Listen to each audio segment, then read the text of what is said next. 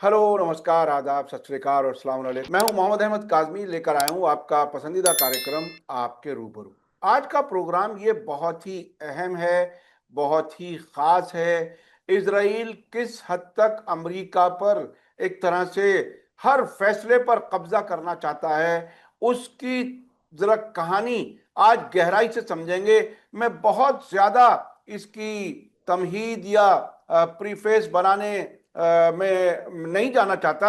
आज हम फिरोज मीठी बोरवाला साहब से बात कर रहे हैं और इशू है ट्रंप पर जो हमला या दिखावे का हमला या फॉल्स फ्लैग, उसकी कहानी क्या है। उसके साथ साथ एक बहुत ही दिलचस्प कहानी चल रही है।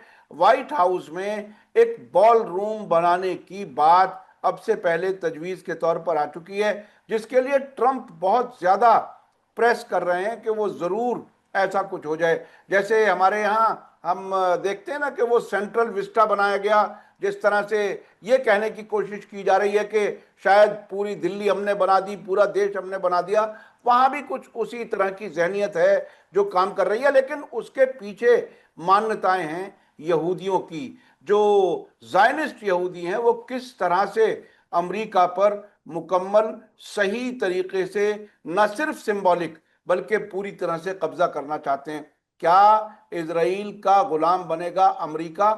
बनेगा, मैं इसलिए कह रहा हूं कि टेक्निकली अभी नहीं है, लेकिन अभी भी लोग बहुत कहते हैं कि पूरे अमेरिका को एक तरह से इजराइल ने फंसाया हुआ है।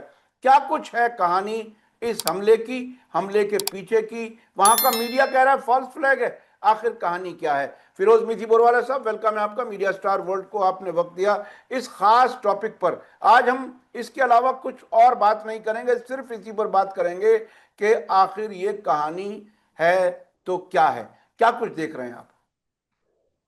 मेरा बोलना है कि भाई फॉल्स फ्लैग करो तो कुछ थोड़ा इंटेलिजेंट करो। ये इतना ही आसान है फॉल्स फ्लैग कि होते होते ही समझ में आ गया कि ये फॉल्स फ्लैग है।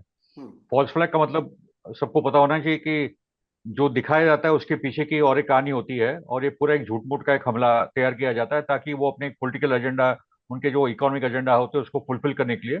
जैसे 9/11 करवाया गया था, करने वाले सीआई मोसाद थे, ब्लेम डाला गया अलकायदा पे, और उसके बाद इराक का वॉर, इसका वॉर, उसका वॉर, तो एक एजेंडा के तहत ये सब आतंकवादी हमले करवाए जाते हैं। ओके। जहां तक ये 25 तारीख को जो हमला हुआ, जो व्हाइट हाउस का एक एक परंपरा है, कॉरेस्पॉन्डेंस डिनर बोलते हैं, कि जो जाने माने पत्रकार है जो व्हाइट हाउस के साथ जुड़े हैं, और जो जर्नलिस्ट वर्ल्ड में जो बड़े नाम है, वो सब जमा होते हैं व्हाइट हाउस में। एक एनुअल गैदरिंग होती है जिसमें ट्रम्प को ज्यादा दिलचस्पी नहीं होती कि उसका मीडिया के साथ क्या रिश्ता है। हमको पता है, सबको फेक न्यूज बोलता है, गाली देता है, क्या क्या नहीं बोलता है उनको। मगर इस बार ट्रम्प आया। ठीक है। और मैंने वैसे ही आपको बताया था लास्ट प्रोग्राम में कि 18 से 26 तारीख की कुछ ऐसी समीकरण थी कि मैं और कुछ ऐसे जो लोग फॉलो कर रहे थे कि कुछ तो होना है इस दौरान, ट्रम्प पे कुछ हमला होना है। मगर ऐसे बेवकूफ वाला हमला होगा ये हमको नहीं पता था। मतलब हंसी मजाक, मतलब हंस रहे लोग पूरी दुनिया में कि ये हमला हुआ। मगर इंपॉर्टेंट है कि हमला क्यों हुआ है। एक तो एक क्लियर कट है कि ईरान का वॉर वो हाल रहा है, तो उसको कहीं ना कहीं हेडलाइन बदलने की बात है। इकोनॉमी बहुत ही तकलीफ में है। मतलब जो ट्रम्प बोलकर आया था कि मैं कोई वॉर नहीं करूंगा, वॉर भी कर रहा है। इकोनॉमी सुधारूंगा, इकोनॉमी पहले से बदतर हाल में है, क्योंकि उसने जो टैरिफ लगाया है और दुनिया भर के देशों पे, उससे बहुत नुकसान हो रहा है अमेरिका की इकोनॉमी पे। और मागा बेस में पूरा स्प्लिट है, क्योंकि वहां गुस्सा बनते जा रहे हैं इसराइल को लेकर। टका कार्लसन, मेगन केली, चार्ली कोक तो मर गया। जो लोगों ने ट्रम्प को बनाया था, आज वही ट्रम्प से एलेक्स जोन्स, ये सब लोग उससे दूर हो गए। और ये पूरा का पूरा गिर गया। मार्क लेविन जो एंकर है, या लॉरा लूमर और एलन दर्शोविज किस्म के जो पूरी जूश लॉबी है, वो सब आइडियोलॉग ने उसको घेर लिया है। तो खैर खैर, मगर उसके और एक एजेंडा है बॉलरूम का। ट्रम्प का बोलना है कि व्हाइट हाउस में एक बॉलरूम बनना चाहिए जो हमारा इंडिपेंडेंट हो, जो हम खुद उसकी सुरक्षा करें, क्योंकि ये जो बाहर हम लोग प्रोग्राम करते हैं वो सेफ नहीं है। अभी हिल्टन होटल में हमला हो गया, बोला कि अगर घर के अंदर हमारा हो जाता तो ये सब होता नहीं। मगर जो बॉल रूम का प्रस्ताव आया, तो जो वहाँ का जो लोकल कोर्ट है उसने उसको मना किया कि कोई इशू है नहीं, व्हाइट हाउस का एक परंपरा रही है, वो आप जो बना रहे हो उससे बहुत उसके आर्किटेक्चर को खराब होगा। और उसको बोला कि एक तो नेशनल सिक्योरिटी का सवाल जो तुम बोल रहे हो उसमें कुछ है ही नहीं, और अगर तुमको लेना है तो तुम कांग्रेस में जाओ, अगर कांग्रेस में जाएगा तो पास होगा नहीं।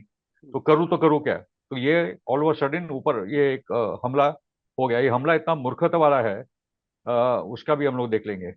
उसकी जो स्पोक्स पर्सन है, कैरोलाइन लेविट, उसने ये अटैक के 2 घंटे पहले बोला बहुत खुशी खुशी में कि इस बार का बहुत बढ़िया प्रोग्राम होगा, बहुत हंसी मजाक होगी, शॉट्स विल बी फायर्ड। ये उसके शब्द है हम्म जो हम्म सबने देखे होंगे। Hmm okay, hmm shots will be fired कौन बोलता है भाई? हम्म तो शॉट्स वो फायर्ड। हम्म हम्म ठीक है। मगर उसके साथ मैं ये बता दूंगा कि ये जो बॉर्डरूम की बात आई, कि उसका जो आर्किटेक्ट था अभी तक, उसका नाम है, जो कंपनी का नाम है मैक्रीरी, जो व्हाइट हाउस का ये सब देखता है आर्किटेक्चर और वगैरह वगैरह, उसको हटा के दे want a Jewish architect, Shalom Banaras बारांस करके हम्म एक नए आर्किटेक्ट लाना चाहते हैं। और जो व्हाइट और वो जो बॉलरूम का जो पूरा आर्किटेक्चर प्लान है वो जूइश टेम्पल ऑफ सोलोमन के अनुसार है। हम्म आप सोचो क्या होने जा रहा है। हम्म जो टेम्पल ऑफ सोलोमन वो लोग जेरूसलम में बनाने की बात कर रहे हैं, वो तो व्हाइट हाउस में ही बना देंगे, हम्म टू शो दैट भाई हम ही राज करते हैं, हमारा तो कल्चर, हमारा धर्म वही चलाता है देश को। हम्म ठीक है। तो ये, और किसी ने कहा कि ये बॉल रूम है या बाल रूम है, जो ये देवता था वहां का, जिसको ये पूछते भी थे बाल को, तो ये बॉल रूम है कि ये बाल का रूम बनने जा रहा है। तो ये हम्म बहुत ही खतरनाक, ये छोटा एक खाली डांस फ्लोर वाली बात नहीं कि बॉल रूम बन गया वहां पार्टी होगी। ये बहुत ही बड़ा पॉलिटिकल, धार्मिक, रिलीजियस और कल्चरल सवाल है हम्म कि ये देश एक, जो क्रिश्चियन कल्चर है वो सेफ रहेगा, या होते होते पूरा यहूदी टेक ओवर हो जाएगा। और ये बोलते हैं कि तुमको यहूदी धर्म में आने की जरूरत नहीं है, मगर तुम नोआ के साथ कानून फॉलो करो, वो भी ठीक ही है। तो हम्म क्रिश्चियन धर्म को खत्म करो और वहां एक यहूदी धर्म का एक नया फॉर्म, जो नोआइड लॉज बोलते हैं, वो लाओ, और ये टेम्पल ऑफ सोलोमन को तो व्हाइट हाउस में बना दो। ये हम्म पूरी एजेंडा है। हम्म अभी कुछ तथ्य मैं आपके सामने यानी पेश करूंगा। यानी मैं थोड़ा सा आसान कर जी दूं लोगों के लिए कि जी यह यहाँ पर बॉलरूम बनाने की बात है, लेकिन इसमें यहूदियों के नजरिए के मुताबिक उसे खास कोई मजहबी कलर देने की कोशिश की जा रही है। बाल जो है वो आम लोगों को समझ नहीं आया होगा, ये बाल जो है वो यहूदी मान्यता में क्या कुछ है, ये थोड़ा सा उसको और बता दीजिए तो मैं समझता हूँ थोड़ा सा आसान हो जाएगा लोगों को। जी। नहीं, बाल का जिक्र ओल्ड टेस्टमेंट में है। वो एक नॉन जूइश देवता है जिसको वहाँ के, एक तो यावे उनका जो खुदा, अल्लाह जो भी बोलो, वो यावे है। हम्म जिसको तो मतलब बहुत ही खतरनाक किस्म का देवता है वो। हम्म और बहुत ही जेनोसाइडल है, बहुत ही, जो ओल्ड टेस्टमेंट का जो डोमिनेंट जो देवता है वो यावे है। ठीक है। हम्म जो जीसस ने आके उसको चैलेंज किया था। ठीक है। वो एक अलग किस्म का एक फिलोसफिकल डिबेट है, उसमें मैं नहीं जाऊंगा। बाल जो नॉन जूइश है, नॉन इब्राहिमिक देवता है, वहाँ का एक लोकल लोकल देती था, लोकल देवता था वहाँ का। मगर ये जो बाल करके है, वहाँ लोग अपने बच्चों की बलि चढ़ाते थे। हम्म ठीक है। तो हम्म आज जो बच्चों की बलि चढ़ रही है एप्स्टीन फाइल में, आप देख रहे हैं कि ये बच्चों का बलात्कार भी हो रहा है, बच्चों को खाया भी जा रहा है, बच्चों का खून पिया जा रहा है। हम्म बच्चों को खास पाले जाते हैं ताकि ये लोग के हवस का शिकार बने। हम्म इनको, क्योंकि इनका जो खून पीते हैं, ओके, उसमें एक एक हार्मोन निकलता है। वो हार्मोन पीने से ये यूथ बढ़ता है। हम्म ठीक है। तो ये हालत है, ये बाल वाला देवता की, ये बहुत ही खतरनाक किस्म का देवता है। ओके। तो ये बाल रूम बनेगा या बॉल रूम बनेगा, क्योंकि ये पूरी एप्स्टीन वाली ही कल्चर यहाँ चल रही है, हम्म जिसने आज पूरे व्हाइट हाउस को, पूरे अमेरिका को टेक ओवर किया है। हम्म। जी तो ये बॉल रूम बनाने की बात भी, इसका मतलब ये हुआ कि नेतन्याहू और जायनिस्ट लॉबी की तरफ से दबाव है ताकि यहाँ एक पूरा वो सिंबॉलिक, जो उन्होंने अपने मजहब को जिस तरह से उन्होंने समझा है, वो जी। We are the chosen one, we are the best one, उसी को हाँ एक तरह से अमेरिका पर थोपेंगे। मैं एक ही बार अमेरिका गया हूं, वहां अक्सर लोग इसराइल के बारे में या तो बात नहीं करना चाहते या नफरत से बात शुरू करते हैं। अब तो कहते हैं 70% से ज्यादा लोग अमेरिका में इसराइल को नफरत एकदम करते हैं। एंटी इसराइल हो चुके हैं। तो अभी तो बहुत फर्क पड़ गया है, बहुत ही एंटी बिल्कुल इसराइल माहौल बन चुका है। बिल्कुल ओके। बिल्कुल। अभी मैं आता हूँ खुद तथ्य को लेकर कि हम लोग इसको फॉल्स फ्लैग क्यों बोल रहे हैं। हाँ। पहले तो समझ लीजिए कि जो फॉक्स न्यूज के जो श्रोता है, जो सबसे राइट विंग चैनल है, हम्म वहां भी 70 से 80% बोल रहे कि ये तो फॉल्स फ्लैग है। हम्म ओके। दूसरी जो बात है, कुछ तथ्य, जैसे मैंने पहला फैक्ट बताया कि जो कैरोलाइन लेविट है, जो उसकी स्पोक्स पर्सन है, व्हाइट हाउस की जो स्पोक्स पर्सन है, उसने 2 घंटे पहले आके बोला कि ये बहुत ही कमाल का प्रोग्राम होगा, बहुत हंसी मजाक होगी। Okay. Shots will be fired, ये बोल रही है, shots will hmm be fired. ये कौन बोलता है भाई? हम्म। प्रेसिडेंट की मीटिंग हो रही है और शॉट्स विल बी फायर्ड। तो बिल्कुल। ये जो पूरा जो मैसेजिंग ये लोग करते हैं ना, हम्म सबलिमिनल मैसेजिंग जिसको बोलते हैं, उसमें ये भी बता दिया कि ये सब ड्रामा भी होने वाला है। आप हम्म, सोचे उसने क्या बोल दिया। हम्म, उसके बाद कैरोलिन लेविट बोलने के लिए आई नहीं। हम्म, इतना बड़ा अटैक हुआ, उसके चंद घंटे बाद ट्रम्प एक प्रेस कॉन्फ्रेंस करता है। अरे प्रेसिडेंट पे हमला हुआ है, इसको कहीं अंडरग्राउंड छुपा दो भाई, बंकर में लेके जाओ। हम्म, मगर कुछ उनको टेंशन नहीं है। हम्म, जब शॉट फायर भी हुए तो ट्रम्प के चेहरे पे मुस्कान थी। हम्म, उसके बाजू में मेलानिया बेटी, वो थोड़ी डर गई थी, मगर ट्रम्प वहां स्माइल कर रहा है कि भाई ये जो खेल चल रहा है चलने दो। हम्म, ठीक है। वहां का दृश्य आप देखेंगे, जब शॉट्स फायर हुए तो जो वहां के जो जर्नलिस्ट बैठे वो सब यहाँ तितर पितर वहां हो रहे हैं। हम्म, कुछ जर्नलिस्ट तो दारू की बोतल भी अपने बैग में डाल रहे थे कि भाई फ्री हम्म, में वाइन मिल रहा है ले लो।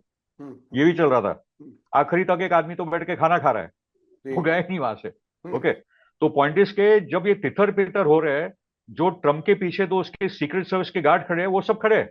हम्म, और पहले जिसको निकाला जाता है वो जेडी वैंस को निकाला जाता है। हम्म, उसके बाद ट्रम्प को निकाला जाता है। ये सब इतना अजीबो गरीब हुआ है हम्म, कि ये पूरा ड्रामा रचा गया था। उसमें ये ड्रामा में जो फिर गलतियां वलतियां होती है वो होती हम्म, है। हम्म, बैड बैड रिहर्सल था। हम्म, ओके।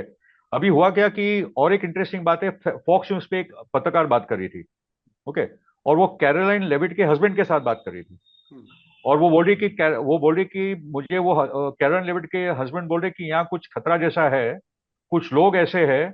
वो बोलते बोलते उसका आवाज काट लिया फॉक्स न्यूज ने, हम्म, क्योंकि वो बता रही थी कि आज कुछ होने जैसा है। वो कैरोलाइन लेविट का हस्बैंड उसको बता रहा है, हम्म, क्योंकि कुछ को तो पता था कि कुछ होने वाला है। बिल्कुल ठीक बिल्कुल, है।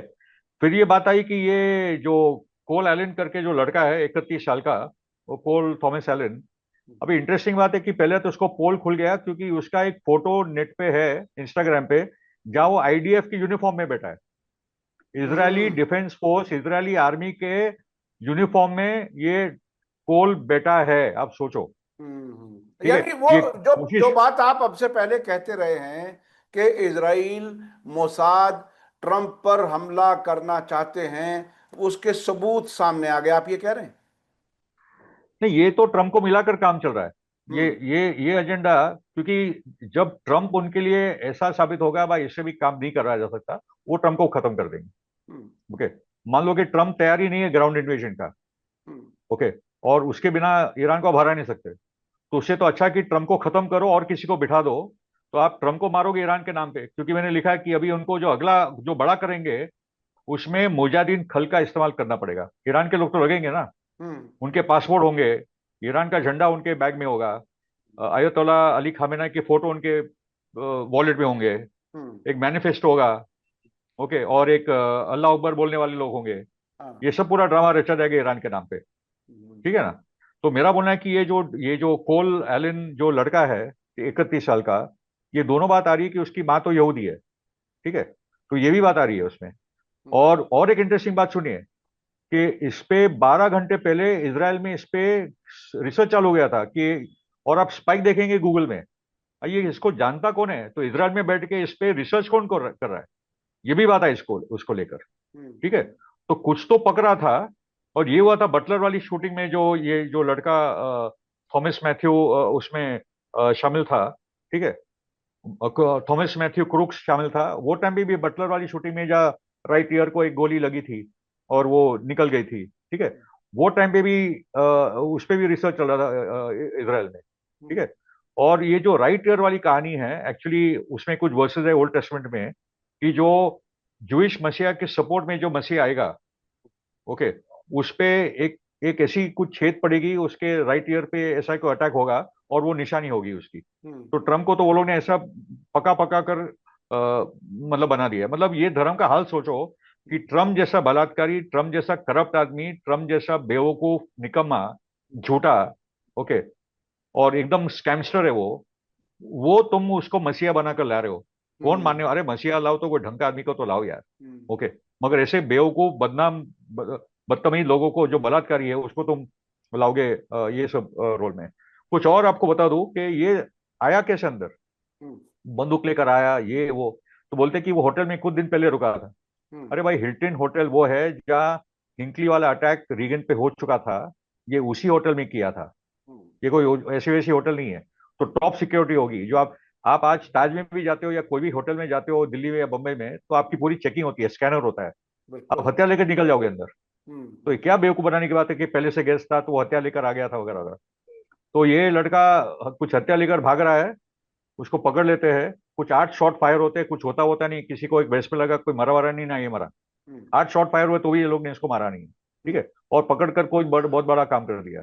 तो ये तमाशे में तो जो ट्रम्प के समर्थक है वो भी बोल रहे हैं कि भाई ये पूरा फॉल्स फ्लैग चल रहा है। उसके साथ और जो कुछ 5-6 तथ्य है। हम्म, ओके। जी। केन स्टोन, कुछ इंपॉर्टेंट लोग हैं जिन्होंने ये बात बोली है। केन स्टोन तो वही मशहूर आदमी है जो national director of counter terror है, हम्म, बराबर ना, जिसने भी रिजाइन किया था।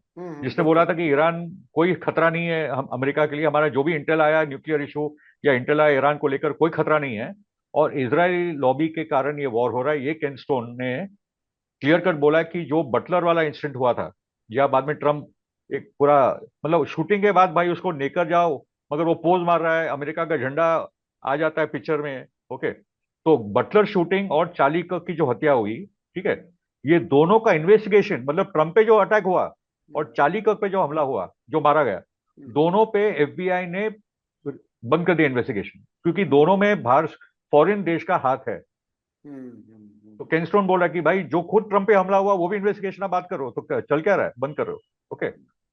और अभी जो पॉइंट है कि बाद में प्रेस कॉन्फ्रेंस होती है, हम्म, सीबीएस पे प्रेस कॉन्फ्रेंस होती है, वहां जाके, सीबीएस भी अभी ओन बाय लैरी एलिसन है, जो खुद एक जोइश लॉबी का ही बंदा है, जो ओरेकल का ओनर है। तो वहां जो पत्रकार है उसने बोला कि जो मैनिफेस्टो है वो कोल आइलैंड का, उसमें वो लिखता है कि जो रेपिस्ट बलात्कारी है, पीडोफाइल है, ठीक है, मैं उनके राज के लिए मैं तैयार नहीं हूँ। तो ट्रम्प एकदम भड़क जाता है। ट्रम्प भड़क जाता है, हाँ, ना मैं बलात्कारी हूँ ना मैं पीडोफाइल हूँ। तो पत्रकार बोल रही कि मैंने तो आपका नाम नहीं लिया, हम्म, मैंने तो बोला नहीं कि आप ये तो किसके बारे में बोल रहे हैं, मुझे थोड़ी पता है। ओके। तो वो इतना गिल्टी है ये सब चीजों को लेकर कि वो सीबीएस के इंटरव्यू में, जो उसका घर का चैनल है, वो भी वो हैंडल नहीं कर पाया। Hmm, okay. Now the point is के लैरी जॉनसन जो सीआईए के फॉर्मर है, और टका कार्लसन ने भी सवाल खड़े कर दिए, जॉर्ज गैली ने बोल दिया है कि पूरा का पूरा फॉल्स फ्लैग है। ओके। इसलिए मेरा बोलना है कि ये फॉल्स फ्लैग को कॉल आउट करो, बहुत इंपॉर्टेंट है। आपके वीडियो को, ये जो वीडियो हम लोग बना रहे हैं, ये मैंने कुछ 15 तथ्य यहाँ डाल दिए हैं। और उसके साथ मेरा बोलना है कि जो और फॉल्स फ्लैग आने वाले हैं, क्योंकि ट्रम्प के लिए नेतन्याहू के अलावा और कोई रास्ता बचा नहीं है। अगर उनको अमेरिका को कोई बड़ी जंग में उतारना है, तो या ट्रम्प की बलि चढ़ने वाली है, या कोई 9/11 जैसे लॉरा रूमर ने बोल दिया था, और वो कोई छोटी मोटी नहीं है, लॉरा रूमर, जो 3-4 जो जायनिस्ट जूस है जो ट्रम्प को घेर कर रखे हैं, लॉरा रूमर ट्रम्प को फोन करती है। उसने बोल दिया कि 9/11 से ज्यादा 10 गुना लोग मरने वाले हैं। तो अगर 9/11 में 3,000 लोग मरे तो 30,000 लोगों को मारने वाले हैं। तो 30,000 अमेरिकी लोग मरे, उसके बाद क्या वातावरण बनेगा, और वो लोग ईरान के साथ और वो पूरे रीजन के साथ क्या करेंगे। तो नेतन्याहू को फाइनली वहीं ढकेलना है। और प्रेसिडेंट हेrzog ने इजराइल में बोल दिया कि ट्रम्प, नेतन्याहू को कोई पार्डन होने वाला नहीं है। ओके। और इसके खिलाफ एक पॉलिटिकल यूनिटी याइर लापिड और नफ्तली बेनेट की बन रही है, जो ऑपोजिशन लीडर्स है। वो सब जो आने वाला इलेक्शन है अक्टूबर में, उसके खिलाफ एक ऑपोजिशन यूनिटी बन रही है जो नेतन्याहू को हरा पाएगी। तो नेतन्याहू को अगर ये सब काउंटर करना है, ओके, तो उसको कोई बड़ा कांड अमेरिका में करना पड़ेगा। और वो, उसको और कोई रास्ता पता नहीं है, ये कोई ना कोई बड़ा खतरनाक फॉल्स फ्लैग करेगा। ओके। तो that is why today's programme is important. ये बहुत ही इंपॉर्टेंट है, इसलिए कि ट्रंप ने फौरन बाद ये कह दिया कि ये ईरान की तरफ से नहीं है, ये इस वाले हमले के फौरन बाद तो ये कहा। तो इसका मतलब अब ट्रंप के मारने की कहानी शायद ना चल सके, और जाहिर है मरने के बाद तो कुछ बयान भी नहीं दे सकता, ये भी एक मसला होगा अगर ऐसा होता है। लेकिन अगर बड़ा आतंकी हमला होता है जिसमें 30,000 अमरीकी मारे जाएं, और उसमें मोसाद उसमें पीछे हो, और उधर बॉल रूम बनाने की तैयारी हो, तो क्या इसराइल पूरे अमेरिका पर कब्जा करने जा रहा है? ग्रेटर इसराइल जो अरब मुल्कों को घेरने की तैयारी थी, क्या उसने अब इरादा बदल दिया है? ये तमाम सवालात हैं समझने के लिए। आने वाले वक्त में बताएंगे कि क्या कुछ होगा, जैसे जैसे हालात होंगे हम आपको बताएंगे। बहुत बहुत शुक्रिया फिरोज मीठी बोरवाला साहब, आपने इस अहम इशू पर अलग से एक बाकायदा पूरी वीडियो बनाई अपनी तमाम इन्वेस्टिगेशन के साथ। इसी के साथ मुझे दीजिए इजाजत। धन्यवाद, शुक्रिया। जय भारत, जय हिंद। हमारे चैनल मीडिया स्टार वर्ल्ड को सब्सक्राइब कीजिए और बेल आइकॉन दबाइए ताकि हमारी हर नई वीडियो का नोटिफिकेशन आपको सीधे मिलता रहे। अगर आपको हमारी खबरें पसंद आती हैं तो उन्हें अपने व्हाट्सएप, इंस्टाग्राम, फेसबुक और ट्विटर अकाउंट्स पर शेयर करना ना भूलिए ताकि और लोग भी हकीकत से वाकिफ हो सकें।